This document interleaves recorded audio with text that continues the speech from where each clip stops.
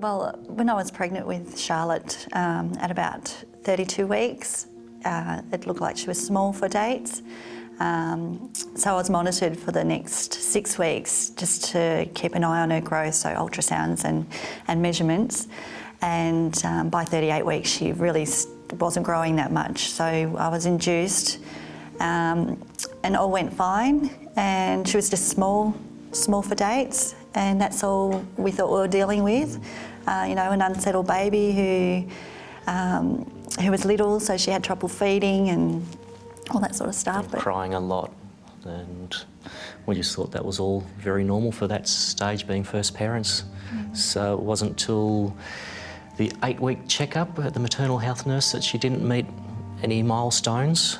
That's when a few... It was more her vision. She wasn't following with her eyes.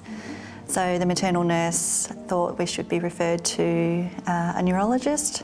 That check happened, and seeing the neurologist, he wanted an MRI done, and so we had that brain. We had that done in January when she was born in August, so it was about 5 months, and that's when it came to light that her brain wasn't formed as it should be.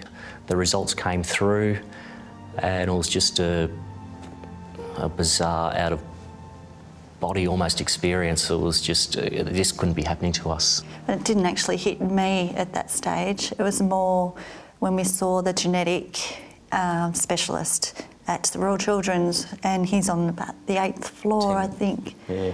It's when I asked his opinion, and will Charlotte ever drink from a cup? Will she ever eat off a spoon? And he said no. And that's when it really hit me that, Charlotte's really got problems, and it's quite serious. And I remember looking at the window thinking, that was open. I could be jumping through that window. I just don't know what the future was going to hold, and it really hit me then. Got a rough indication that Charlotte's her lifespan is likely to be between 5 and 10 years, probably more on the lesser side. It was through our paediatrician at Royal Children's. She suggested Very Special Kids, spoke very highly of them, and from there we got onto a waiting list. We were accepted, and that was in 2005. But special kids are, always there. Just a phone call out of the blue to see how you're doing, how Charlotte is. That's a huge thing for me. Yeah. Very Special Kids, it's such a fantastic place, because if we need something, or if we think we need something, she's only a phone call away, and if it's possible, she'll make it happen. Well, you've got the home where Charlotte can stay for a week at a time, and it's so hard to leave her. It's getting easier because the facilities is fantastic.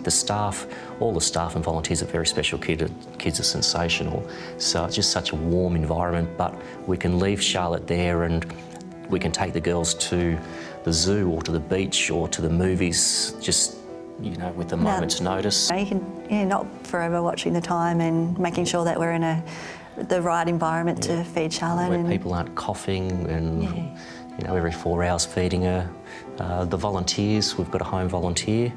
Moira's been with us since 2006, I think, so it's about 5 years. And she comes on a weekly basis, so that just gives Tamara a chance to get out with the girls and, again, just go to a play centre or something. She's amazing, like all the staff at Very Special Kids. There's coffee mornings where Tamara gets a chance to catch up with other mums in a similar situation. That's very beneficial to me, just to catch up with the other mums and know that we're not, I'm not the only one in the situation, and they're just so inspiring, just their own stories and their own lives, and very supportive, and the advice, suggestions that they give me, it's really re-energising. They just give you a really good boost, and just keep going. I look at Charlotte, and with her condition, and just think how easy it would be for her just to give up, and she fights. What did we do wrong in life? Why punish our child for what we've done? Or haven't done, more to the point. Yeah. Yeah, why us? You know, you just before kids, before Charlotte, just used to take life for granted that you get married, you have kids, they grow up, they play on the playground, they play netball, softball, go swimming. You just think that that's how we grew up, and yeah, to be dealt the condition with Charlotte for no reason at all. Yeah, and every time we got invited to a first birthday, I just used to wonder why us. It's difficult when you're living it and you just want your support of your friends and family, but it just seems like it's too hard for them and they don't know what to say or do, so they stay away. Yeah, they stay away, and it just seems that they give up. You know, we're her parents and we're there to care for her and give her all that she needs. But when you really stop and think, you know, it'd be nice if she looked at us and smiled and recognised us, but she doesn't. It's just. But we love her the way she is. She's Charlotte and we adore her, and yeah, the smiles won't come. It's going to be short. Yeah, when it will end, which will be obviously sooner than later to most kids her age. So it's obviously not just us we need to worry about, but how the girls will handle it.